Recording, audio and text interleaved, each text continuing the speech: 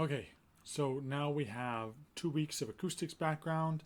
This week, we're going to finally start connecting that up to actual speech. As usual, this video will review last week, preview this week's material, and note the important dates coming up this week. So last week, we looked at digitizing sound, at complex waves, and at some of the ways that we can analyze them. And you also had the third quiz. So this week, we have one more important acoustic topic to introduce before we connect everything to speech sounds, and that's the idea of resonances. So the chapter starts by describing how standing waves work in idealized uniform tubes. We learn about nodes and antinodes, and at this point, your experience may vary. Mine was, when I was learning this stuff, that I didn't really get standing waves until I saw an animated illustration. I've included a link in the video description to my favorite set of animations about standing waves for audio in tubes. One concept I want you to be careful with, and I think that link helps to tease this apart a little bit, is what node and antinode mean.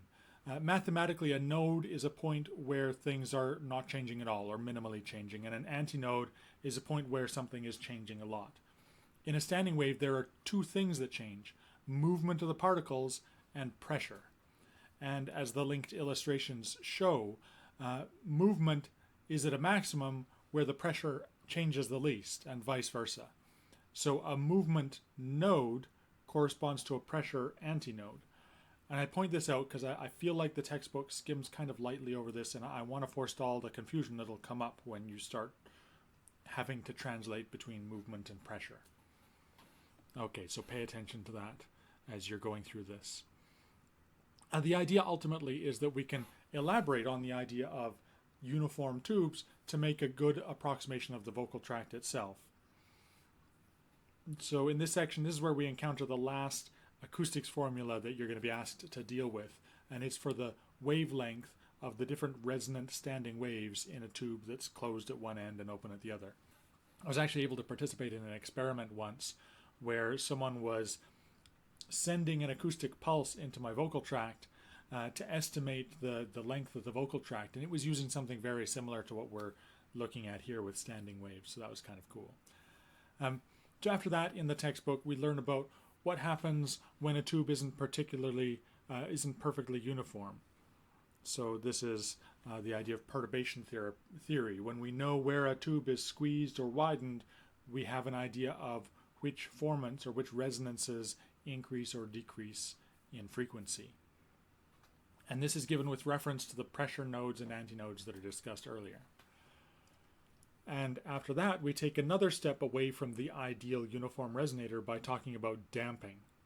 Right? There can be properties of the walls of the tube that actually affect how these resonances work. Okay, now resonances are a great way to think about formants, which we're going to get to in a few pages here.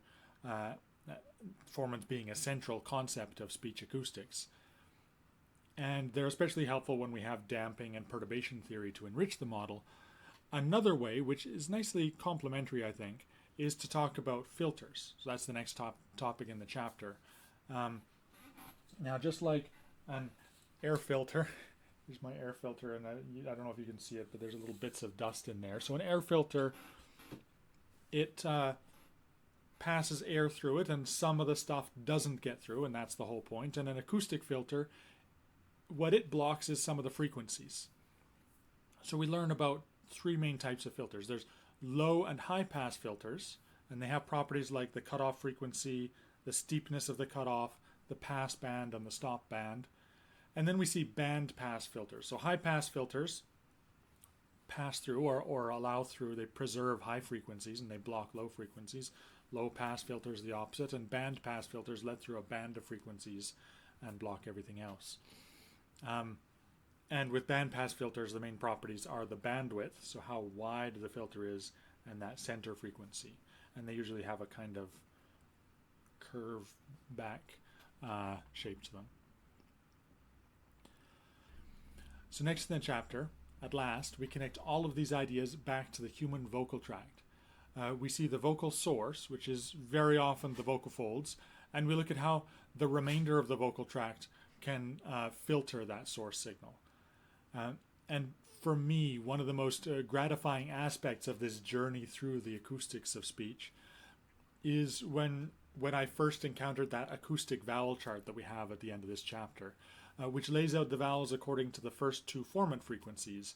And you'll notice, as the vowels are distributed there, that this chart has a more than coincidental correspondence to the vowel chart in the IPA chart, the vowel section of the IPA chart, which is based on tongue position, articulation. So the articulation chart and the acoustics chart kind of, they match. So it is in fact all connected, right? Everything relates, even when we're looking at it from very different ways.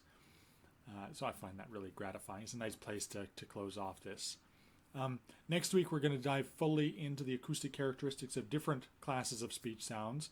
We'll touch back on the concepts from this module and the last couple of weeks as well. And we're going to look at not just vowels, but all the main classes of pulmonic consonants. And we're also going to have a few weeks of break from calculations of any sort starting next week. So that's all the material for this week. Don't forget the second transcription assignment, which is due by midnight on Tuesday this week, March 9th. The next quiz is next week, and it covers material from last week and this week. And as usual, please do come along to the tutorial on Tuesday evening, 5 p.m. Mountain Standard Time. And I want to remind you that this coming weekend, at the end of this week, that's when Alberta has a time change. So people in Alberta, our clocks are going to move forward 1 hour. People who aren't in Alberta, if you don't have a time change this week, Alberta time, which I'm basing all the assignment due dates and the quiz times on, is going to move forward from Mountain Standard Time, which is UTC minus 7 hours, to Mountain Daylight Time, which is UTC minus 6 hours. So you may need to be aware of that when we move into next week with all of that. Okay. That's all for now. See you later this week.